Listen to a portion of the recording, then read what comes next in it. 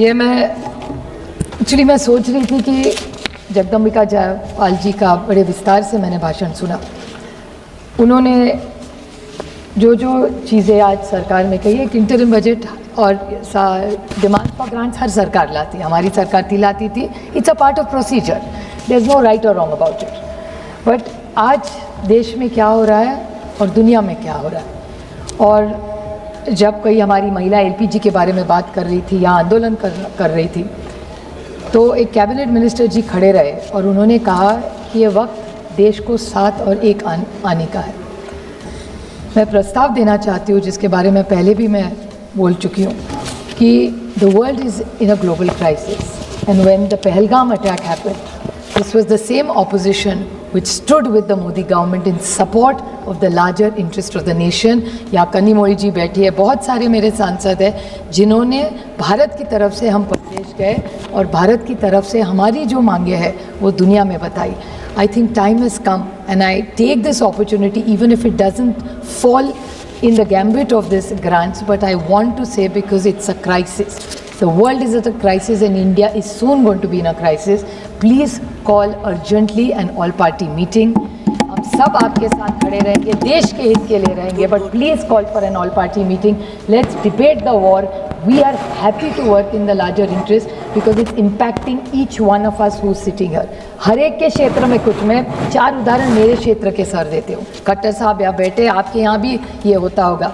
Sir मैं शुरुआत कर रही हूँ, हमारी अम्बाबाई है कोल्हापुर की, हम सब के लिए हमारी ये देवी है, और अम्बाबाई देवी का जो प्रसाद होता है वो 5000 लोगों का रोज होता है।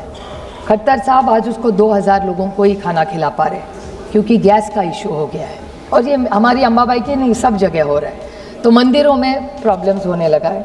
उसके बाद जलगांव में हमारी बहन है यहाँ जो जलगांव की सांसद है भारतीय जनता पार्टी की, उनसे भी सुबह बात हो रही थी। उनके यहाँ बहुत अच्छे गहने मिलते हैं, बहुत सारे इम्पोर्ट प्रदेश में जाते, वो हर जो वहाँ गहने बनाता है वहाँ पूरा काम अब बंद हो चुका है क्योंकि गैस सिलेंडर नहीं है।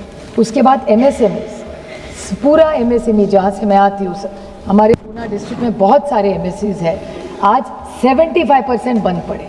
बजाज ऑटो की जैसी कंपनी लो, आप मर्सिडीज़ बेंज, जो भी इन्वेस्टमेंट्स हमारे यहाँ आई है पूना डिस्ट्रिक्ट में, वो सारी 70% एमएसएमईज बंद है क्योंकि गैस का क्राइसिस चल रहा है। उसके बाद रेस्टोरेंट्स, बैंगलोर हो, कन्नीमोड़ी जी, सुमति जी चेन्नई से आती है, उनको पूछ लीजिए, मुंबई हो, पूना हो, जहाँ भी हो, क्या रेस्टोरेंट्स है।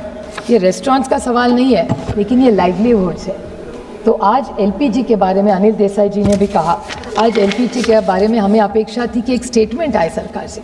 हम आपके साथ हैं, हम समझ जा रहे हैं कि आपके जो चैलेंजेस हैं उसमें साथ में खड़े रहेंगे, लेकिन एलपीजी का आज जो इश्यू है, क्या प्राइस है एलपीजी का। मुझे आज भी याद है कि मोदी जी जब पहली बार प्रधानमंत्री बन के आए थे, तब उनका एक सपना था कि हर महिला के घर में अगर जाएंगे उसको खांसी ना हो, उसको एलपीजी सस्ते में मिले। लेकिन आज क्या परिस्थिति है मैडम, और इसके लिए जगदम्बिका पाल जी कह रहे थे कि भारत के लिए स्पेशल कुछ हो रहा है। मुझे नहीं लगता ऐसा कुछ नया हो रहा है, क्योंकि जगदम्बिका पाल जी हमारे लिए आज आपके क्षेत्र में, आप तो मुंबई भी काफ़ी आते हैं, तो आपके बहुत सारे रिश्तेदार भी वहाँ हैं। आज मुंबई में सबसे बड़ी वेटिंग लिस्ट और पैनिक, लोग डरे हुए हैं, लोगों को समझ में नहीं आ रहा एलपीजी मिलेगा कि नहीं मिलेगा। तो एक तो प्राइस भी बढ़ा दिया, वेटिंग टाइम भी बढ़ा दिया, और लोगों को पता नहीं कि 15-20 दिन के बाद सिलेंडर मिलेगा कि नहीं। ऐसी परिस्थिति, लोगों का डर है। मैं किसी को डराना ही नहीं चाहती, ना यहाँ विपक्ष में हूँ तो देश में किसी को डराना चाहती हूँ। हम सब पार्लियामेंट में देश को आधार देने के लिए है कि कुछ नहीं, सब ठीक होगा, लेकिन होने के लिए सरकार क्या कर रही है ये मैं पूछना चाहती हूँ।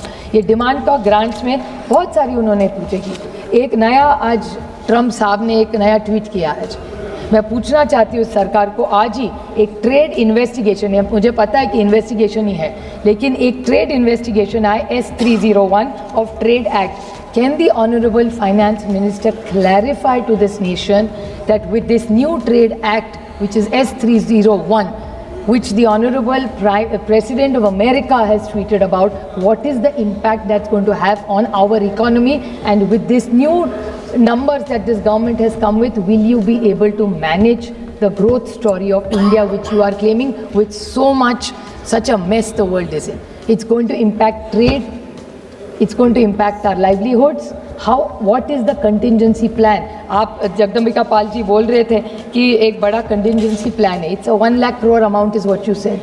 1 लाख करोड़ में क्या हो रहा है? MSMEs का 8 लाख करोड़ रुपया सरकार ने दिया है. जल जीवन मिशन का पैसा सरकार ने नहीं दिया है. तो when there is, ये तो normal schemes का है. और आपने यूरिया का बोला था, मैं पूछना चाहती हूँ सरकार को, क्योंकि फर्टिलाइजर सब्सिडी के बारे में सारों ने बोला. Fertiliser subsidy, there is even a drop in domestic production. I want to ask this government in demand for grants. ये जो आप यूरिया की सब्सिडी के बारे में बोल रहे हैं, there was a green ammonia project which was to stop imports. We are completely dependent on imports for all this. So imports के बारे में आप जब इसी सरकार ने एक बजट में अनाउंस किया था कि ग्रीन अमोनिया रिप्लेस करेगा imported ammonia. This government for 1 year has done nothing for green ammonia. Policy आगे बढ़ी ही नहीं है. Why do we have to wait for a crisis to happen to relook at policies? Then what is the value of a budget if you are going to announce schemes and nothing is going to come out of the schemes? ताली मारने के लिए अच्छा सुनने के green ammonia fertiliser लाएंगे, इनका nano का. What is the outcome of nano? Can somebody tell me, madam? Nano fertiliser experiment बहुत, मैं तो कान पक गए सुन के मेरे. What is the outcome? What is the data? And what is the success story of nano fertilizer? Can somebody tell me? In academic interest, it's an experiment and experiments fail. Nothing wrong. Everybody जो कोशिश करता है कभी ना कभी successful होता है, कभी fail होता है. But what is this government's intervention on it? Defense. The whole world knows what our neighborhood. Anil Desai ji अभी defense के बारे में बोले. We are not against. Our safety and security of our citizens is the basic right that we have given to them. Did you not know this in the budget? How volatile the world is right now, that you have to keep re-looking at your defense budget. What is the government's plan? I want to ask them. The other question I want to ask Nirmala Sitharaman ji, is there a war risk contingency budget that she has brought? Demand for grants डाली हम समझ सकते हैं. School है, education है, health care है. Schools के बारे में तो स्कूल्स के लिए पैसा नहीं है, लेकिन फॉरेन यूनिवर्सिटीज़ इस देश में आ रही है. Why are we welcoming so many foreign universities when we have wonderful universities in this country? I'm not against foreign. You can have exchange programs, but you cannot let Indian. एक तरफ आप बोल रहे हैं मेक इन इंडिया करो, दूसरी तरफ आप कह रहे हैं फॉरेन यूनिवर्सिटीज आओ. Budget of education has gone down and you are encouraging foreign universities for what? Same thing is applicable to education, to healthcare. Same thing with urea. We need a clarification. We need a clarification for defense. This government needs to tell us what it is. What is the plan of it? MSME. What is the government's plan for all this? Agriculture. बड़े आप खुश हो रहे थे agriculture के बारे में. सबसे ज़्यादा मैं नहीं कह रही, हमारी सरकार में भी हुए थे. I round it up in 2 minutes. हमारी जब सरकार थी तब बड़ी विनम्रता से हमें एक भी आत्महत्या होती थी दुख होता था. जगदम्बिका पाल जी कहाँ गए? उन्होंने कहा था कि एग्रीकल्चर में इतना उन्होंने पैसा दिया है. दिख गए. सो उन बड़े सीरियस है, इसलिए मैं जान. उन्होंने जो कहा, आज आपको आश्चर्य लगेगा madam, in the budget you will see that there is NHB poly houses. ये जो इंस्टीट्यूट है सरकार का जो पॉली हाउसेज का काम करता है, 40% उनकी सब्सिडी अभी नहीं मिल रही है. क्या एग्रीकल्चर डबलिंग ये कर रहे? Where is the data to prove it? Cost of agriculture has escalated so much. How can you say this?